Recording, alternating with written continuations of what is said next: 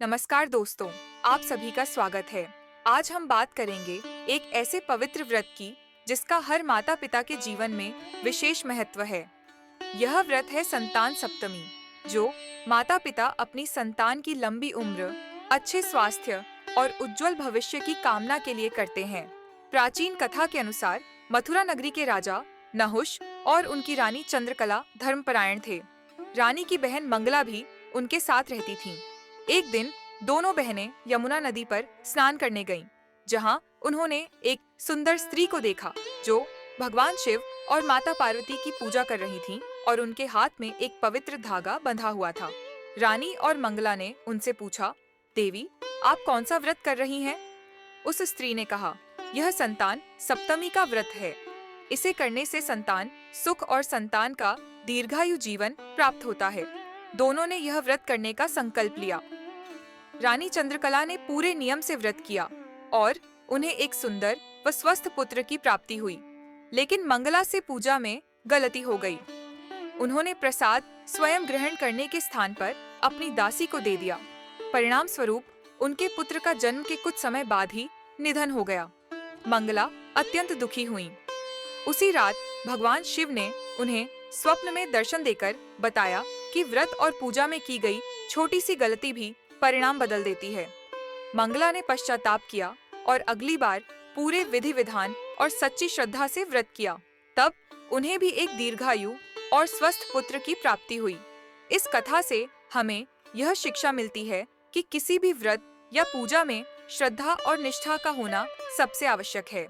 अब जानते हैं संतान सप्तमी व्रत की पूजा विधि। प्रातः काल स्नान करके स्वच्छ वस्त्र पहने, पूजा स्थल पर एक चौकी रखें और उस पर लाल या पीला वस्त्र बिछाएं। उस पर चावल की ढेरी बनाकर कलश स्थापित करें। कलश में गंगा जल या शुद्ध जल भरें और उसमें सुपारी, सिक्का, लौंग, इलायची और हल्दी की गांठ डालें। ऊपर नारियल रखें और आम के पत्ते सजाएं। कलश के पास भगवान शिव और माता पार्वती की मूर्ति या तस्वीर स्थापित करें। उन्हें पंचामृत और शुद्ध जल से स्नान कराएं। फिर चंदन, रोली, अक्षत और सिंदूर अर्पित करें। भगवान शिव को बेलपत्र और धतूरा चढ़ाएं तथा माता पार्वती को फूल और श्रृंगार सामग्री अर्पित करें। अब धूप और दीप जलाएं और भगवान को प्रसाद अर्पित करें।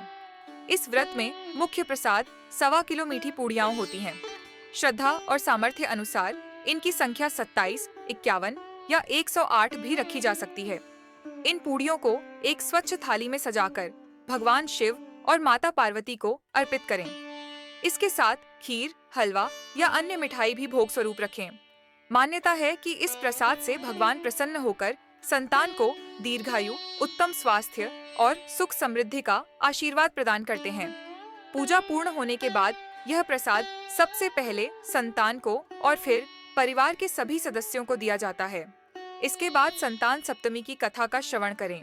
कथा पूरी होने पर लाल रेशमी धागे में 7 गांठ बांधकर माता पार्वती को अर्पित करें। यही धागा रक्षा सूत्र कहलाता है।